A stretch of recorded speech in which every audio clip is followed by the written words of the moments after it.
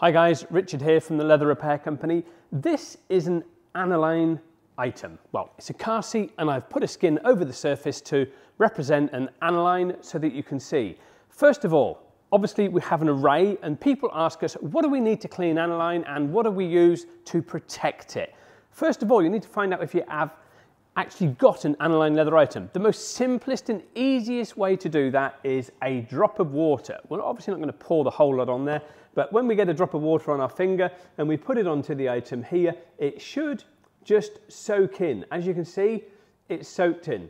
That means you've got an aniline leather item. So first of all, that is the most important part that you actually need to do before you start using these aniline products on something else. Obviously, if you use them on a pigmented item, it's not going to matter at all because some of these products are also able to be used on faux leathers as well as pigmented, as well as anilines or semi-anilines. So the key here today is what do we use on aniline leather to clean it and what do we use to protect it? There's also an order of which you do that as well, and we're going to explain that to you now on this video.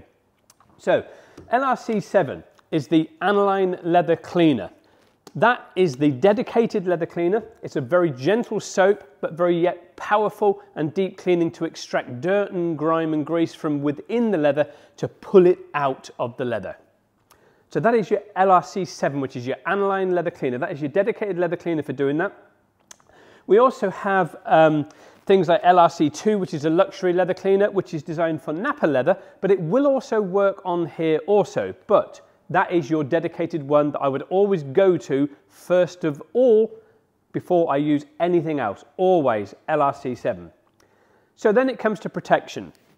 There's several different types of protections that you can apply. Obviously an aniline is a very absorbent leather, and on this video we will either at the beginning or the end of it, we're going to put a picture up showing you what this leather looks like very close up so you can identify it between pigmented and aniline. I'm going to show you the difference between the two so that you can tell them apart.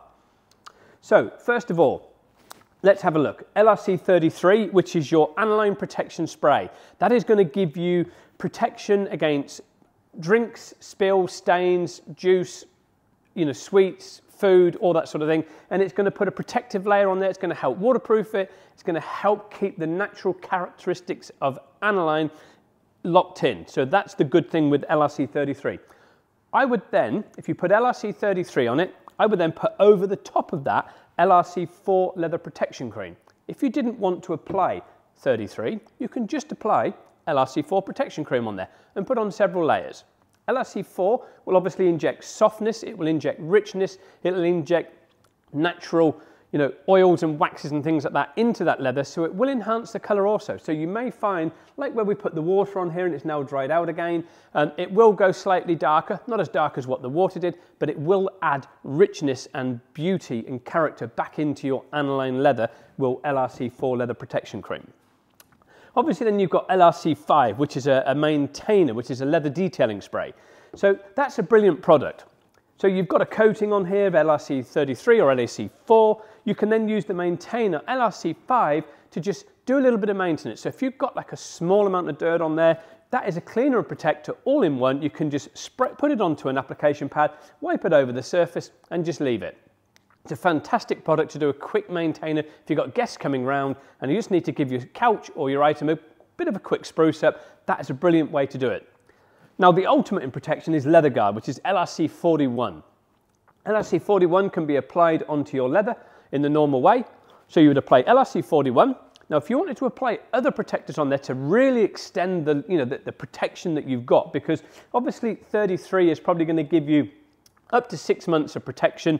Adding LRC 4 onto it is going to extend that a little bit further. So if you regard 33 as a ceramic, but never apply a ceramic to leather, and then this is your topper, is how you could do it. So you could do it the same way with LRC 41 Leather Guard. LRC 41 Leather Guard is the coating that goes on there, and then 33 is also a coating. It would go on top. And if you wanted to be really triple covered, you could then put that on top of there like that. So that is your sort of layers of protection that you would get. So you'd do 41, obviously 33, and 4 if you wanted. Or any of them can be used as a standalone product also.